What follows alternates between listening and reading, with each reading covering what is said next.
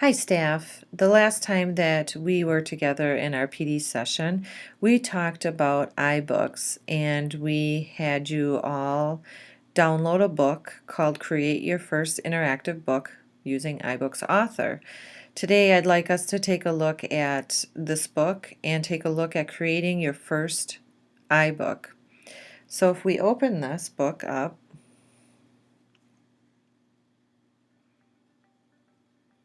it starts with this great Prezi. I want you to go through this Prezi and just take a look at what an iBook is. Now we won't take the time to do that here, but just so you know. Now we're going to get into the book, chapter 1. So what you just saw there was the intro media, and you'll see when we go into our template that it will have a place for intro media. So right now we're in chapter 1. And as I just use one finger swipe to the right, it just talks about the authoring tool and what you can do and how you can actually make books and sell books. So it's pretty cool. We're not going to talk about that because actually we are making books for our students or whatever purpose you feel you need as an educational tool. This is talking about what you can and cannot do with the books and talking about copyright, plagiarism, things like that. And this comes up, this topic of copying, let's say, parts of a textbook, scanning them and making them into PDFs and using them. In the educational realm, you actually can use parts of text for teaching purposes only. You cannot resell. So, as you are creating your interactive iBook, you can use parts of books. You can use, not a chapter, I'm just saying like scan a couple pages, but your best bet is to use open source links, websites, things like that, YouTube videos that are already public, things, Creative Commons, anything like that where you already know that it is safe to be using. Wikimedia is another place for you to get, and I think it's Wiki Commons, something like that as well. Those places you can get photos and articles and things like that. But don't be afraid to scan a little bit in and use it. That's fine too. You just can't go crazy because that would be a copyright issue.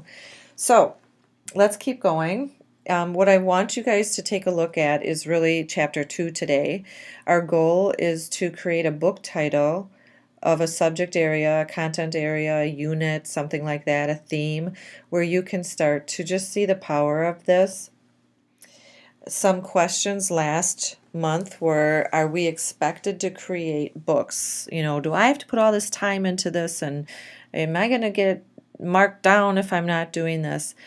We want you to start creating content, and we're going to start looking at having substitute content, something like this, instead of purchasing textbooks. So we want you to have the most current, the best resources for our students. So if it's not on an iBook platform, it might be just creating a website where you're putting your current sources on and kids are accessing those.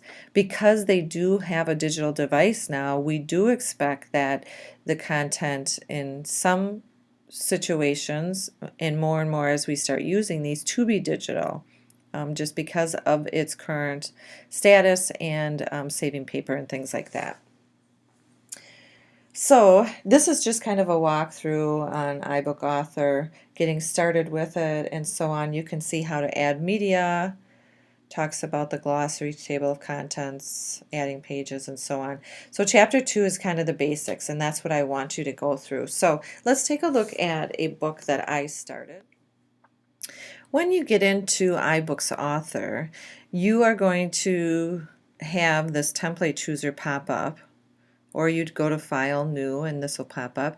And you can choose the different types, or choose one of the types of templates. There are some that are landscape and some that are portrait, depending on how you'd like your book to be formatted. I just chose the modern type. Now, as I started to create my book, It pops up actually on your first chapter, but I really wanted to go in and look at my book title. So if you click on book title, it will come up with its template, but you can add different things and change it around if you need to. So if you needed a new text box, you click on text box, this pops up, and you can move it where you need to, double click in it, and you can start your text.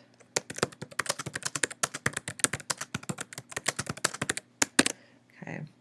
Now with the text in there, I can highlight it and I can make it bigger. And now I click off and there's my text box there. I can create a bigger text box. It doesn't make my text bigger inside. Let's highlight it. I can make it smaller. I can make it bigger again.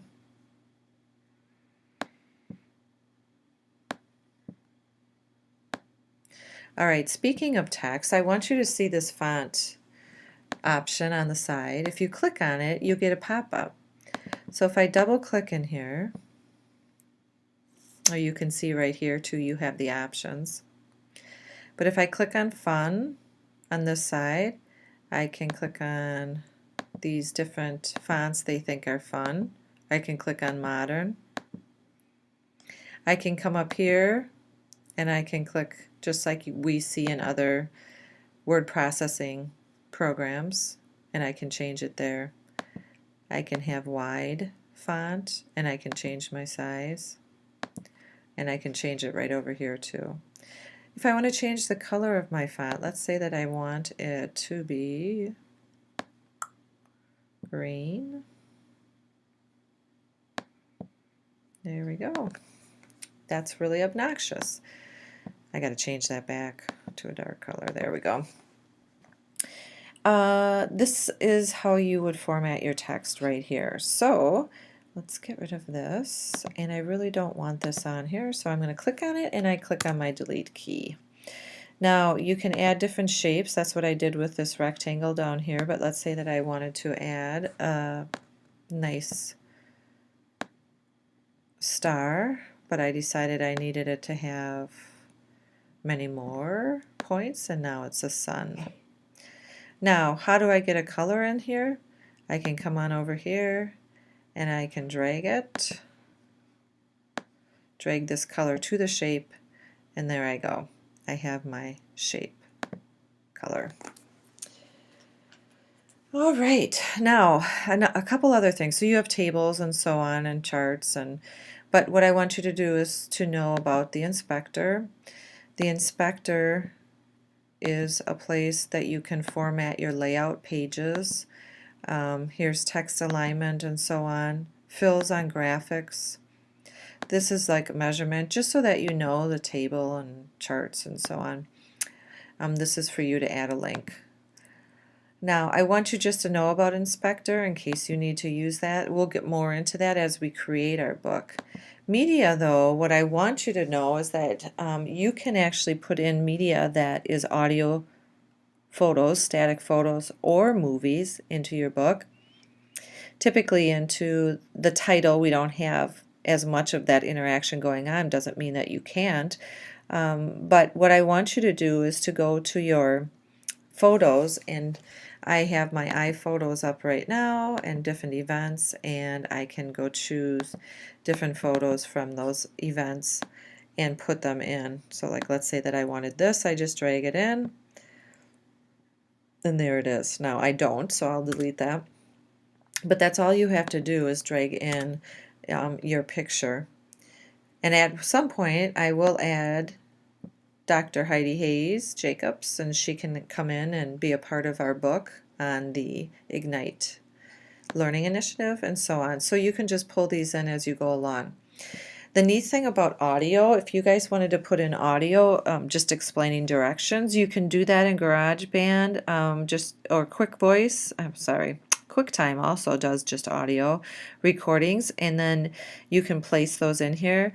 And movies too, it would be really fun for you to do in your intro. I want to show you this, just like our book, your intro media. You could actually do in QuickTime a little movie recording, not a screencast, but a movie recording of yourself talking to your students about what this purpose of this book is and what the goals are and what you want them to learn from it and how to use it and so on. So that's what the media pop-up is all about. This is your color pop-up. We had this up already, but you can actually move this around. So if you want to change a color, there's my shape. I have it selected and I want it maraschino. I bring that over just like that. I think I had it tangerine. I'll drop that on. But I want you to know that you can change the brightness and the different colors like this if you needed. You could do it like this. If you wanted to have more of a spectrum of colors than just your crayons, and then it's back to your crayons. So whatever works for you, you can choose your color schematics. And that's really about it. What we want you to do is focus on getting a title done.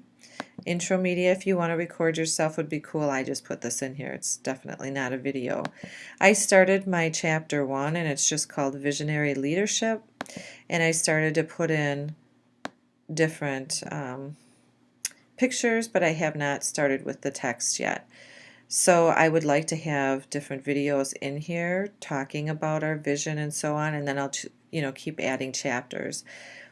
I'm really excited about making this book, and I hope you are as well. This will be the first time that you actually experience iBooks Author.